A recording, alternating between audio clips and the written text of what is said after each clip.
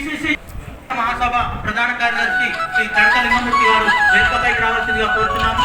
ఉమ్మడి నల్గొండ జిల్లా ఆర్యవైశ్య మహాసభ మాజీ ప్రధాన కార్యదర్శి శ్రీ ఎల్కంటి బాలేష్ గారు వేదికపైకి రావాల్సిందిగా కోరుతున్నాము. మహాసభ కోశాధికారి జిగిరి మధుసూదన్ గారు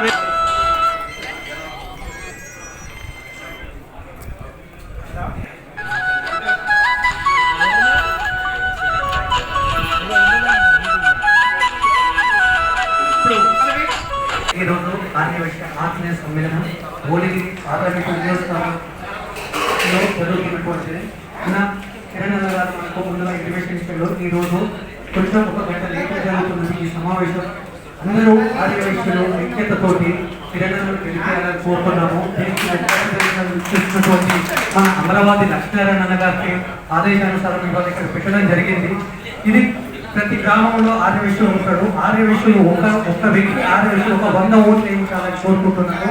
ఎందుకంటే ఆర్యవైశ్యులకు కార్పొరేషన్ ఈ ప్రభుత్వం ఇచ్చింది. ఇప్పుడు ఎన్నో సంక్షేమ పథకాలకు మూలం మన కాంగ్రెస్ ప్రభుత్వం 125 సంవత్సరాల చరిత్ర కలిగిన కాంగ్రెస్ ప్రభుత్వాన్ని ఉపాధి హామీ పథకం 2004లో తీసుకొచ్చింది. అలాగే ఇన్ఫర్మేషన్ యాక్ట్ అనే చట్టాలు తీసుకొచ్చింది.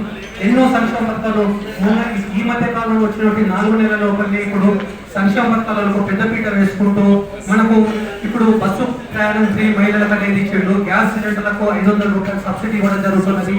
ఇప్పుడు పేద కుటుంబాలకు కరెంటు 200 యూనిట్ల వరకు ఇవ్వడం జరుగుతుంది.